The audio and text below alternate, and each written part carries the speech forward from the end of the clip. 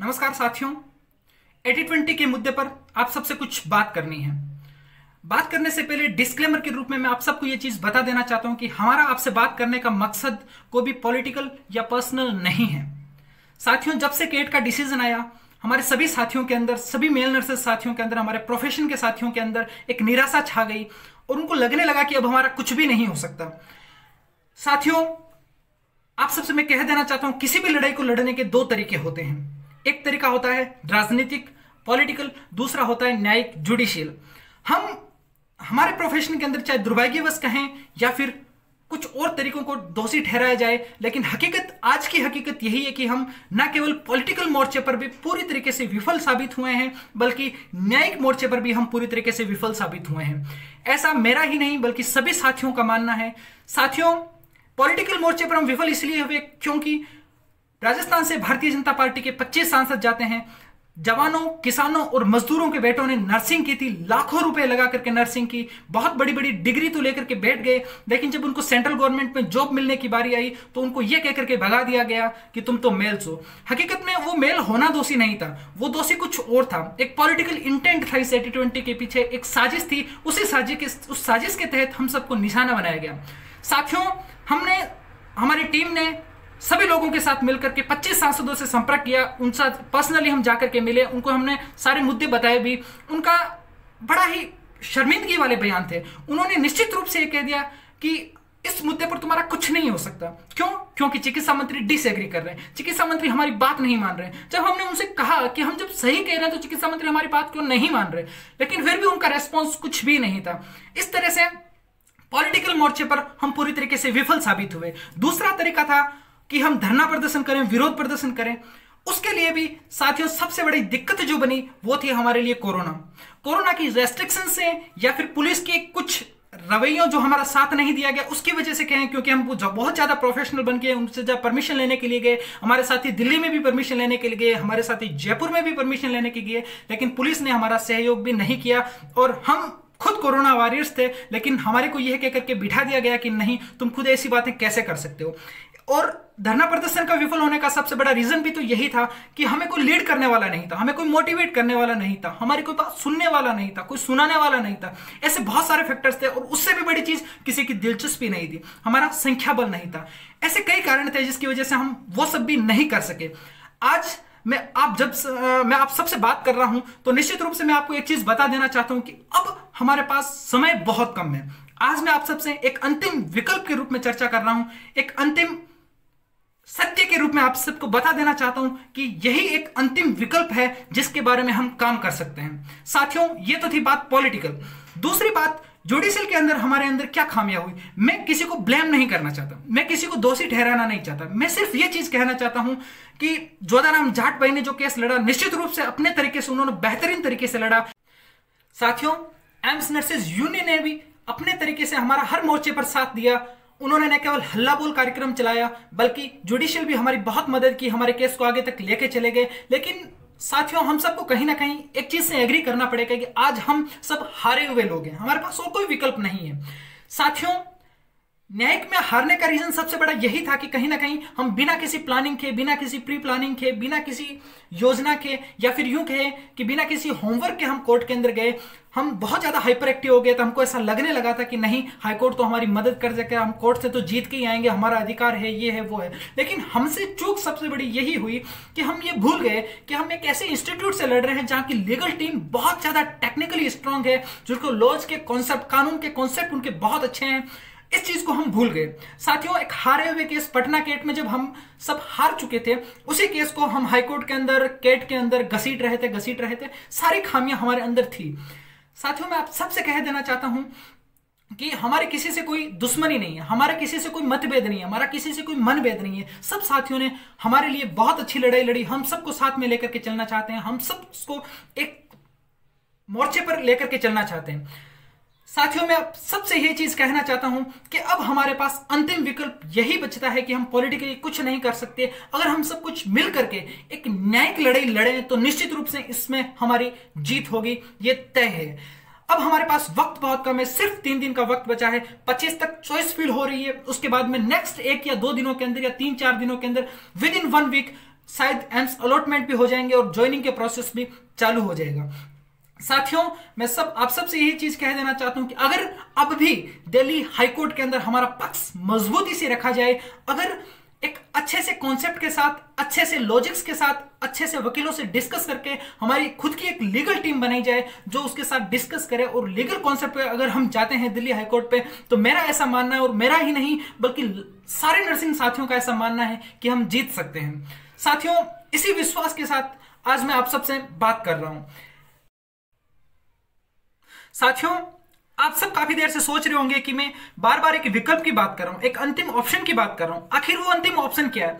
आप सबने कैट के अंदर देखा होगा कि एम्स ने बात शुरू की थी कंफर्ट से, पेशेंट की कंफर्ट से, लेकिन एम्स के लॉयर्स ने उस बात को मैनिपुलेट करके कोर्ट के अंदर यह बताया गया कि हम महिलाओं के कुछ विशेष अधिकार की बात करते हैं, लेकिन हम एम्स से, हम कोर्ट से यह नहीं पूछ पाए कि आखिर नर्सिंग के अंदर, जो कि एक ऑलरेडी फीमेल डोमिनेंट प्रोफेशन है, उसके अंदर कुछ विशेष अधिकार देने की बात कहां से आ गई। इसके अलावा कुछ विशेष अधिकार देने से पहले क्या आपने किसी राज्य की राज्यसभा, विधानसभा या फिर लोकसभा के अंदर ऐसा कुछ हमारे जनप्रतिनिधियों से इसके बारे में डिस्कस किया कि हाँ, हम ये सब करने चाह रहे हैं? मैं फिर से एक लाइन बोलना चाहता हूं, एम्स भगवान नहीं है, सीआईबी संविधान नहीं है। एम्स कोई भगवान नहीं है, सीआईबी कोई संविधान नहीं है जो वो चाहेगा और वो सब कुछ रूल्स लग जाएंगे, ऐसा नहीं हो सकता।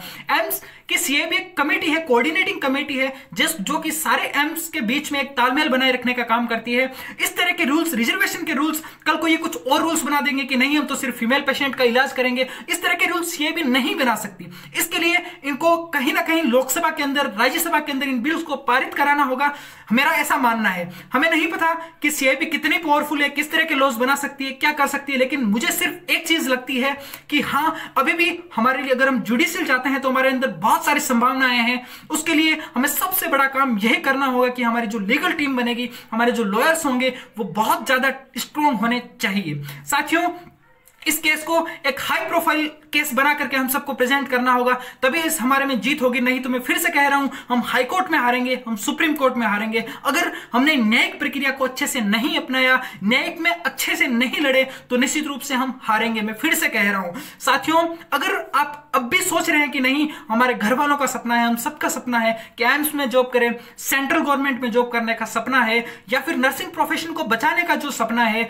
उस सपने को बचाने के लिए मैं आप सभी से, सभी कोचिंग इंस्टीट्यूट्स हैं, सभी बॉयज हैं, सभी गर्ल्स हैं, सभी इन सर्विस कैंडिडेट्स हैं, सभी सीनियर्स हैं, सारी की सारी यूनियंस हैं, एम्स नर्सेज यूनियंस हैं, राजस्थान की सारी यूनियंस हैं, ऑल इंडिया की सारी यूनियंस हैं, all India government nurses federation हैं, सभी से मैं रिक्वेस्ट करता हूं कि आप प्लीज हमारे इस मुद्दे पर सहयोग करें। साथियों, मेरा प्लान यह है कि हम सबको एक ऐसी टीम तैयार करनी है, हमें भीड़ नहीं चाहिए, हमें कुछ आंदोलन करने का समय हमारे पास नहीं बचा है, हमें भीड़ नहीं चाहिए, हमारे को कुछ ऐसे लोग चाहिए जो एक्टिव रूप से हमारा तन मन धन से साथ दे सके। साथियों, यहां पे धन से मेरा मतलब आप बिल्कुल सही समझ रहे हैं, बिल्कुल। अगर हम कुछ बड़ा करने का सोच रहे हैं, अगर वाकई हम नर्सिंग को बचाना चाहते हैं, तो हमको कुछ डेडिकेशन, कुछ बलिदान देना होगा, ये सत्य है। साथियों, इसके लिए हम सबको एक टीम तैयार करनी होगी। हमें 5,000 की, 10,000 की भीड़ नहीं चाहिए, हमें कम से कम 500 से 1,000 लोग ऐसे चाहिए जो कि ये कहें कि नहीं, हम हर तरीके से, हर मोर्चे से आपके साथ खड़े होंगे, तन मन धन से आपके साथ खड़े होंगे। ऐसे अगर 500 लोग भी हमारे साथ आ जाते हैं, तो साथियों मैं आपको विश्वास दिलाता हूं कि दिल्ली हाईकोर्ट में ही क्यों नहीं, सुप्रीम कोर्ट भी अगर जाना पड़ा, तो हम आपकी बात को मजबूत पक्ष के रूप में रखेंगे, आपको जीत दिला करके लाएंगे। हम सबके साथ हैं, जो भी हमारे साथ जुड़ना चाहे। साथियों, हमारी टीम से जुड़ने के लिए आप सब अपना नाम, पिताजी का नाम, अपने एड्रेस, अपने mobile number, नॉर्सेट application ID, नॉर्सेट roll number के साथ हमारे टेलीग्राम का ग्रुप का लिंक जो कि आपको प्रोवाइड करा दिया जाएगा, व्हाट्सएप ग्रुप का लिंक जो कि आपको प्रोवाइड करा दिया जाएगा, उस ग्रुप के अंदर ये सब मैसेज कीजिएगा। सिर्फ यही डिटेल्स मैसेज करनी है, इसके अलावा आपको कोई भी अन्य तरह का कमेंट या फिर किसी भी तरह का किसी को ब्लेम करना या फिर कोई अन्य हरकतें नहीं करनी है। ये ग्रुप अपने नियम होंगे, इसके अपने कायदे होंगे, पूरी ट्रांसपेरेंसी के साथ आपको सारी चीजों से अवगत करा दिया जाएगा कि हम किस तरह से लड़ेंगे, हमारे आगे का प्रोसेस क्या रहेगा। मैं फिर से कह रहा हूं, हमारी टीम में सिर्फ वही लोग जुड़े हैं जो वाकई अपने प्रोफेशन के लिए कुछ करना चाहते हैं, वाकई अपने नर्सिंग को बचाने के लिए कुछ करना चाहते हैं, जो अपने सपनों को पूरा करने के लिए नॉर्सेट 2020 में सिलेक्शन पाने के लिए लड़ना चाहते हैं, वही लोग हमारे साथ जुड़े। अन्यथा सिर्फ मजे लेने के लिए या फिर दूसरों को डाइवर्ट करने के लिए हमारे ग्रुप में नहीं जुड़े। जैसा कि मैंने पहले कहा, हमें सिर्फ 500 लोगों की टीम चाहिए, एक्टिव टीम चाहिए, जो कि हमें हर तरह से मदद कर सके, न केवल फंडिंग के रूप में बल्कि तन मन धन से जहां पे भी हम उनसे सहयोग मांगे हमारे साथ खड़े रहें। और साथियों, मैं आप सबसे कह देना चाहता हूं, अगर आज हम सब इस मुद्दे पर लड़ने के लिए तैयार हुए हैं तो इस मुद्दे का कुछ ना कुछ निष्कर्ष जरूर निकालेंगे। मैं नहीं जानता कि इसका हारेंगे या जीतेंगे, लेकिन मैं सिर्फ एक चीज आप सबसे कह देना चाहता हूं कि हम लड़ाई बेहतरीन तरीके से लड़ेंगे। लड़ने के अंदर हम कोई कसर नहीं छोड़ेंगे, आपकी बात को आगे रखने के अंदर हम कोई कसर नहीं छोड़ेंगे। इसीलिए आप सबसे मेरा रिक्वेस्ट है, और जो आज तक हम कहते थे कि गर्ल्स हमारा साथ नहीं दे रही है, कोचिंग वाले हमारा साथ नहीं देना चाहते हैं, क्योंकि हमारे अंदर दिक्कत ये थी कि हमें कोई लीड करने वाला नहीं था, हमारे पास कोई टीम नहीं थी। इस बार आज आपके पास टीम है, आज आपके पास लीडर हैं, लीडर आप सब हैं, आप सबकी बात सुनी जाएगी, आप सबको हर पूरी तरीके से ट्रस्ट के साथ, ट्रांसपेरेंसी के साथ आपको सारी डिटेल्स दी जाएगी। जब मांगेंगे हम देंगे। सो प्लीज सभी कोचिंग इंस्टीट्यूट, सभी गर्ल्स ने, सभी बॉयज ने, इस नर्सिंग प्रोफेशन को बचाने वाले लोगों से मेरा अनुरोध है कि प्लीज हमारे टीम के साथ जुड़िए। टेलीग्राम, व्हाट्सएप पे आपको लिंक प्रोवाइड करा दिया जाएगा, उसके अंदर जुड़िए और आगे की प्लानिंग आपके साथ बहुत जल्द शेयर कर दी जाएगी। हमारे पास टाइम बहुत कम है। सबसे पहला स्टेप हमारा यही होगा कि कैसे भी करके, चाहे किसी से भी डिस्कस करना पड़े, चाहे कुछ भी करना पड़े, हमारा सबसे पहला काम यही होगा कि इस पे भर्ती के लिए कुछ हम टाइम मांगे। अगर कुछ लोग कह रहे हैं कि इस पे स्टे नहीं हो सकता, मैं फिर से कह रहा हूं, हम स्टे के लिए भी प्रयास करेंगे, हम टाइम लेने के लिए भी प्रयास करेंगे, हम सभी के साथ मिल बैठ कर बात करेंगे, काजला जी से भी बात करेंगे, भरत जी से भी बात करेंगे, जोधराम जाट भाई से भी बात करेंगे। सबसे बात करके हम एक निष्कर्ष पर पहुंचेंगे, आगे का कदम उठाएंगे। और हम जानते हैं साथियों कि हम लड़ रहे हैं दिल्ली हाईकोर्ट के अंदर, सुप्रीम कोर्ट के अंदर, जिस मोर्चे पर जहां जहां लड़ने की जरूरत होगी हम लड़ेंगे। आप प्लीज हमारा सहयोग कीजिए, हमारे ग्रुप के अंदर जुड़िए, अपने विचार रखिए, वहां पे सिर्फ अपनी डिटेल्स के साथ ही मैसेज करें, अन्यथा और कोई मैसेज नहीं करें। आप मुझे पर्सनल मैसेज कर सकते हैं। साथियों, इन्हीं के साथ, इन्हीं विचारों के साथ मैं इस वीडियो को खत्म करना चाहूंगा। आप सबसे उम्मीद की अपेक्षा रखता हूं, बहुत जल्द, हमारे पास टाइम बहुत कम है। अगर मैं फिर से एक चीज कह देना चाहता हूं कि आज शाम तक अगर हमारे पास 500 या 1000 लोगों की टीम होती है तो कल ही हम इसके बारे में कुछ सोचना प्रारंभ कर देंगे और 1-2 दिनों के अंदर इसमें स्टे या फिर काउंसलिंग की जो लास्ट डेट है उससे पहले भी कुछ उसमें स्टेप उठाने के बारे में सोचेंगे।